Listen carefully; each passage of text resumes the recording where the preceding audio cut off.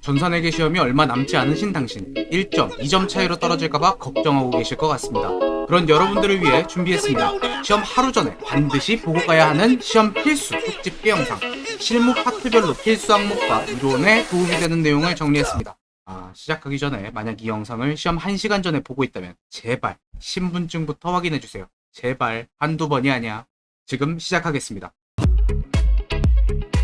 회사 등록 문제를 많이 틀리는데 제일 많이 틀리는 내용이 세무사와 법인, 개인사업자 구분하는 법. 잘 나오니까 꼭 확인합시다. 변기분 손익계산서에서 기말 상품 재고액을 수정하라는 문제가 나오면 변경 안 된다고 멘탈 터지는 학생들이 많이 있습니다. 기말 상품 재고액은 전기분 손익계산서가 아니라 전기분 재무상태표에 들어가서 상품 금액을 고치는 겁니다. 검토할 때 보면 난 분명 날짜를 잘 입력했는데 그날에 들어가 보면 입력이 안 되는 경험을 하신 적이 있을 겁니다. 정확하게 입력해줘야 되는데 마우스를 쓰다 보면 클릭으로 넘어가는 경우가 있습니다. 엔터로 입력하거나 마우스 휠을 정확하게 눌러야 됩니다. 이것처럼요. 연습할 때는 70점이 넘다가 시험만 보면 60점 후반대가 나오는 친구들, 거래처를 안 써서 그렇습니다.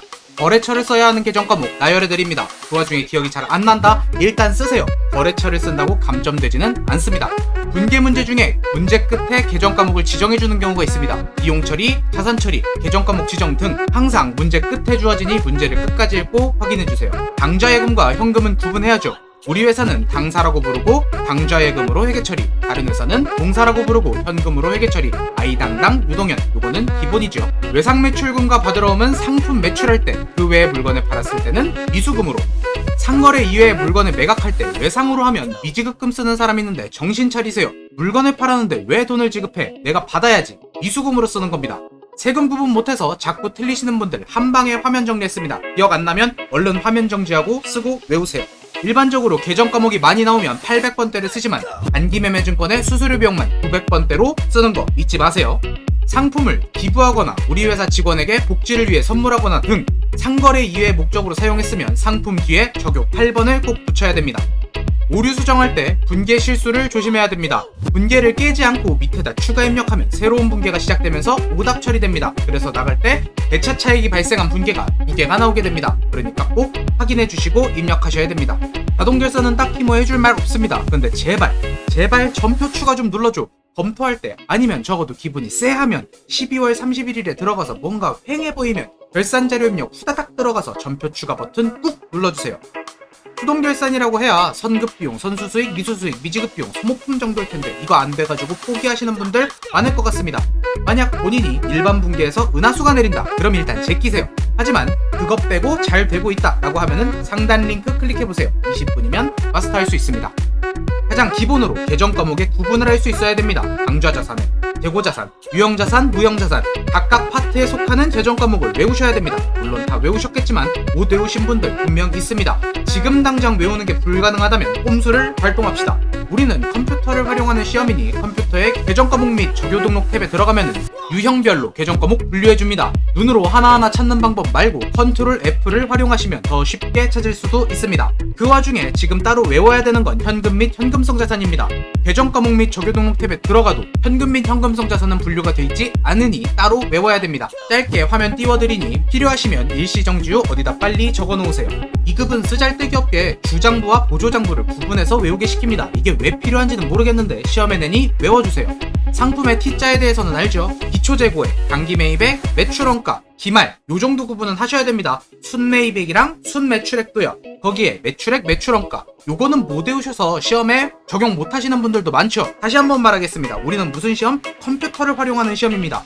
전기분 손익계산서를 누르면 우측에 똑같이 있습니다. 본인이 아직 이걸 못 외우셨으면 활용하세요. 이 팁은 1번과 연동됩니다. 내가 만약 판관비, 영업의 비용을 구분을 못한다 하면은 계정 과목 및 적요 등록 들어가서 비교하세요. 아까랑 동일하게 특정 계정 과목 찾으려면 컨트롤 F 활용하시면 됩니다.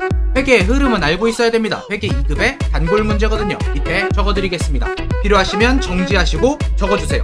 회계에서 가장 중요한 질적 특성 2가지, 목적적 합성과 신뢰성, 그리고 그 하부 항목을 외워주세요. 비교하는 문제로 자주 출제됩니다. 목에 피를 적시다, 샘표 간장 기억하시죠? 재무제표의 5가지는 무조건 알아야 됩니다. 이건 나오면 떠먹여주는 문제인데 안 가져가면 안 되겠죠? 기초자본의 당기순이익 그리고 기말자본을 구하는 내용은 2급 시험의 단골 손님입니다. 이해 못하신 분들을 위해서 30초 간단 설명하겠습니다. 재무상태표는 자산, 부채, 자본으로 나눠져 있으며 자본은 다른 말로 순자산, 즉 순수한 내 겁니다. 재무상태표는 일정 시점을 나타내지요. 그럼 1월 1일, 즉 기초자본은 1월 1일 내에 가지고 있는 온전한 내 거를 말합니다. 손익계산서는 일정 기간, 즉 1월 1일부터 12월 31일을 나타내지요.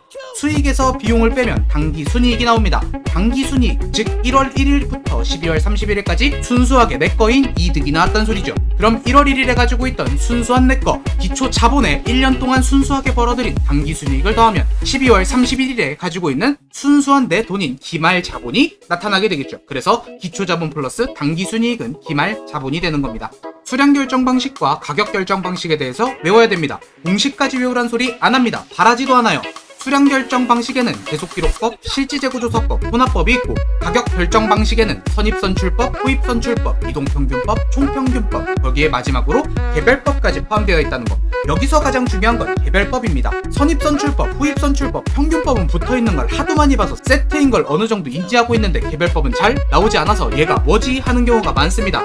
개별법은 가격 결정 방식인 거 시험 직전에 인지하고 계세요. 감가상각 방법은 뭐가 있는지 종류만 기억하시고 공식은 정액법이랑 정률법만 기억하시면 될 것 같습니다. 회계 2급한테 뭘 더 바랍니까? 이 정도만 해도 회계 2급에 나올 내용은 대충 정리가 된 것 같습니다. 이 외에는 여러분들이 공부한 내용으로 승부 보시면 되겠네요. 마지막으로 시험이 얼마 안 남았다고 기출문제만 열심히 푸는 학생들에게 한마디만 덧붙이겠습니다. 기출문제는 10회에서 많으면 15회차까지만 풀고 제발 새로운 회차 찾지 말고 틀린 것 좀 보세요. 무슨 타자 연습하십니까? 뭐 자꾸 불안하다고 새로운 걸 찾습니까? 했던 거 다시 주면 틀렸던 것만 또 틀리는데 푸는 의미가 없잖아요. 어차피 나머지는 기초문제인데 맞추는 거 보고 기분 좋아지고 싶어서 하는 겁니까? 시간 없어서 죽겠는데 시간 낭비하지 말고 틀린 것만 모아보세요. 컴퓨터 계산기 못쓰게 하니까 계산기도 좀 들고 가시고 수험표 까먹었으면 관리본부 가시면 뽑아주니까 관리본부 가셔서 수험표 뽑아달라고 하시면 될 겁니다.